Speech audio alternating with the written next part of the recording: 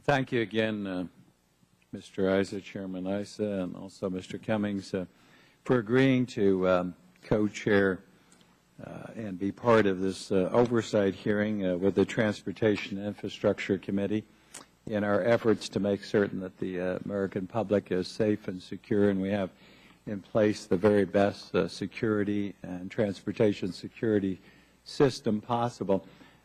The subject today is TSA effectively procuring, deploying, and storing aviation security equipment and technology? To that, I have to say, absolutely, they are not doing that.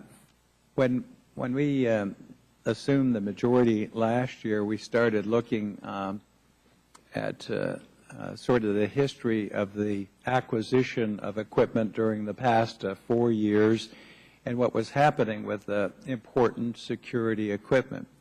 Now, I think each of my colleagues has alluded to the fact that aviation in this country is still at risk. In the last 48 hours, we've seen that terrorists still are targeting aviation because they know that it can destroy our economy. But the question is, what is our primary agency that's responsible for getting the latest technology and dealing with technology and spending taxpayer money on technology? What are they doing? First of all, Mr. Cummings talked about the puffers. I wanted to know, where are the puffers? I went to Atlantic City and saw the puffers. They didn't work when I went through them. I had some trace on me, went through them multiple times, and they said it was just a software glitch and it would be resolved. Instead, they went forward buying puffers. They bought puffers, they deployed puffers at great expense. And then what happened to the puffers when they found out they didn't work? They sat in warehouses. Well, we started our investigation last year and they were still sitting in warehouses for years at great expense to the taxpayers. And when we started the investigation, they finally took the puffers, and I think at a cost of $600 a piece, correct me if I'm wrong, had the Department of Defense destroy them. So in the meantime, I want to know how much those puffers sitting there idly in that warehouse cost the taxpayers, and that fiasco cost us. Now let's get current here.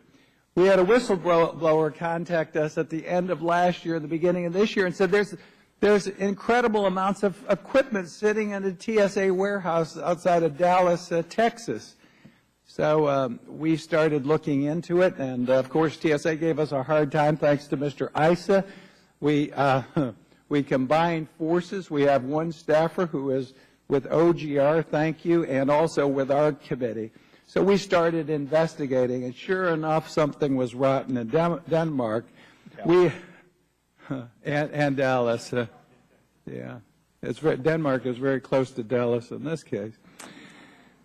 So here we get the whistleblower. We emailed in February, the beginning of February, that we wanted to do a site visit to Texas, and they put us off. They put us off for some time. I've got the whole, Mr. Chairman, I want this sequence of timeline of requests and delays on the site visit made part of the record. It'll be part of the entire record without objection. In February, we asked to go down there. They put us off. Finally, they asked for a delay. Then we found out, and our staff arrived there February 15th. On the 13th through the 15th, TSA was moving, we got word of 1,300 pieces of equipment. As our staff is arriving, their equipment's going out the back door to make certain congressional investigators don't see what's there. And what was there is equipment that had been sitting there for I think over a year, some of it very important to the security and safety of the people of the United States. Now, then we've got the equipment sitting there, and we find out that the equipment was bought for certain purposes and very good purposes. TIA and some of that dealt with screening baggage and liquids. I won't get into all the details, and was supposed to have certain performance standards. Then we find out that the equipment's there and TSA can't deploy the equipment. These are pictures of this equipment. Here the country is at risk. The United States is under threat, and highly technical equipment that is purchased. They don't know how to operate it, and they're storing it at great public expenses, sitting in these warehouses. 5,700 pieces of equipment were sitting there. So I think this is outrageous when, again, we're